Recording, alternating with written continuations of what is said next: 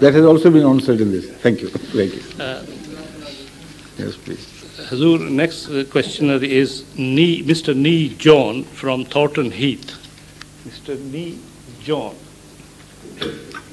Nee John. Right. N-I-E. From? Originally from? From Thornton Heath. Thornton Heath. Please. Originally from Ghana. No, I know. I understood. You misunderstood me. Please. Yes. What I know is we talk about life hereafter, Right. or everlasting life. Mm-hmm. What do we really mean by that? I really mean by that life in the hereafter. Yes. That is what I mean. Or everlasting life. What do we really mean? This is what I really mean. I really mean it. What sort of life is it? What the nature of it? That is the question, of course. You see, there is a difference between the life and animals and the life of the humans. What is the dividing line? It is not the size of human cranium which decides the issue at all. It's a different thing altogether. The concept of morality is born for the first time in a species of life, which was never born before in the species which outnumber beyond your imagination the humans.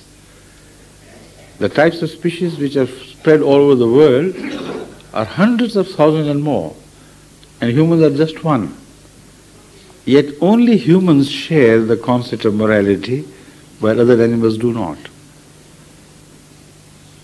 They can decide between right and wrong. If any living species can decide between right and wrong and is not answerable, then this situation will create utter disorder and chaos in the world. You are free to decide to do this or to do that, and yet you are not answerable for your actions. What sort of life it would be and what sort of influence it will have on the other surroundings of such a species. Let me further develop this so that you understand why a life hereafter. Think of any animal species. They act according to instincts. If the lions kill other animals, they do it by instinct. And their instinct tells them to stop killing the moment they are fed. Any small goats and lambs, etc., can play around with them. As long as they are not hungry, they will not kill. Their killing is purposeful. But they will not do anything wrong otherwise, only this much, and they will remain confined to this area. The cows eat grass and vegetables and they cannot kill. So neither the lions are answerable for their bad behavior, if you call it bad, nor the cows are rewarded for their good behavior, if this behavior is good.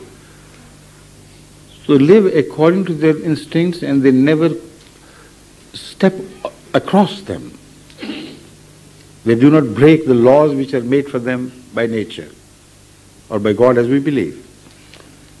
What happened at the time of man, when man was created, divine teachings came along with it.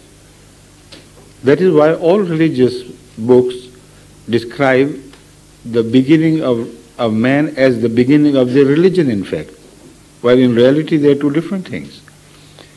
Man came to be born here on earth 250 or 300,000 years ago, and some scientists dispute this, even they go beyond this. But let's agree for a while that Homo sapiens were created around 250,000 years ago, right? And before them, 1 billion years of evolution of animal kingdom preceded. None of them were free to do this or that, but humans became free to do this or that. So if they are free to do either good or bad, or to cross the boundaries of their instincts and begin to behave evilly to others, if there is no concept of concomitant punishment, then what would be the purpose of evolution? The purpose of evolution would be total destruction the moment man is created. The purpose of evolution would be negated with the creation of man. If this is the end all of life, then the biggest criminal will find an escape from his answerability at the time of his death. That will be the moment of his ultimate freedom from whatever he has been doing. So there has to be life after death, other life has no purpose. So those who believe in God must also believe in some sort of life after death, so that man is held responsible for whatever he does to himself and to others here on earth. But that cannot be material rebirth. It is impossible for the material rebirth to take place, because man continuously moves on from change to change. A child begins to change and begins to move towards maturity, and every moment of his life, throughout his reaching maturity, he continuously changes, and then after maturity he continues to change. And then he meets with accidents. He can be an ugly person or a beautiful person, a good person or a bad person, and this and that. So which body would be raised?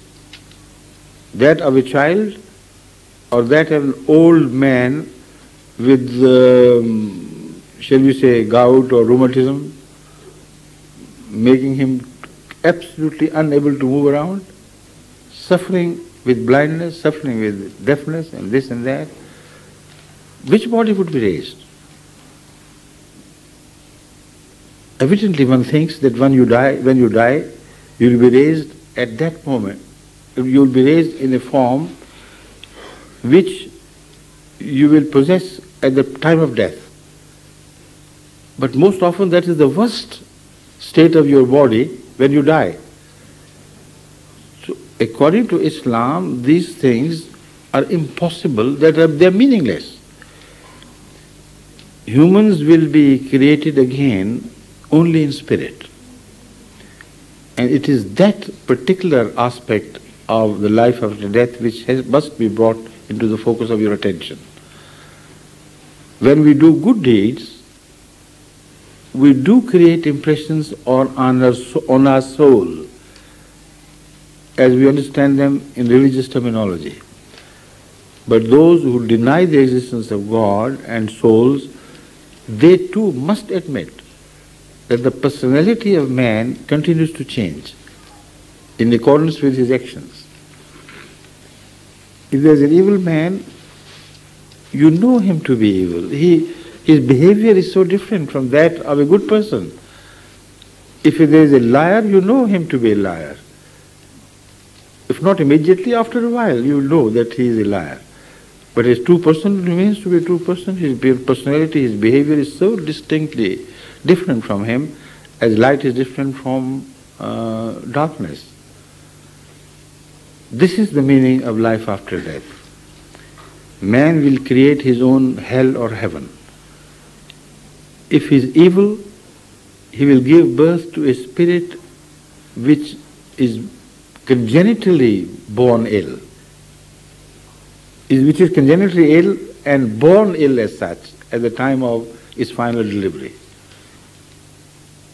So, according to the Quran, it is we who make our hell or heaven ourselves with our deeds here. We create a soul within us. which sometimes is so peaceful that even in suffering,